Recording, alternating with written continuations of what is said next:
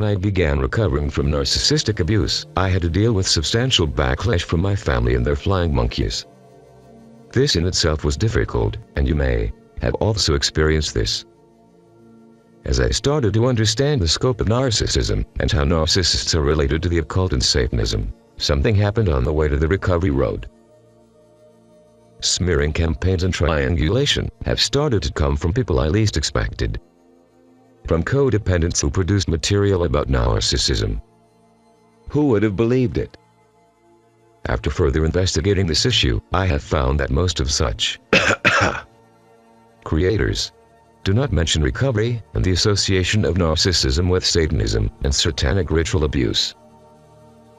When a person wakes up to the scope of narcissism and tries to work on the recovery process, a strong backlash comes from abuse victims who became codependents.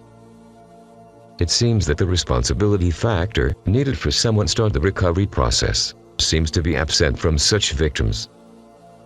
These victims will try to pull back someone who was leaving the narcissistic matrix, therefore recovering from the abuse and leaving it for good. This situation becomes more intense when a person on the recovery process becomes a born-again Christian. It seems when it happens, it causes codependence victims to feel rage towards anyone who was on the recovery path. Keep focusing on your responsibility to break free from all deception and on your spiritual awakening. Responsibility and spiritual awakening means you are growing in consciousness.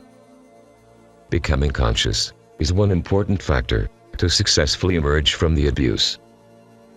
One of narcissists' ploys is to convince us to lose confidence in the spiritual dimension of our lives. Narcissists want you to labor under misconception and deception. The purpose of this video is to edify the fellowship of narcissistic abuse and satanic ritual abuse survivors. Do not let people bring you down with disinformation, backlash, and mockery. You have come this far on your recovery. You and I know how many challenges we have been through to get to this point. God bless you.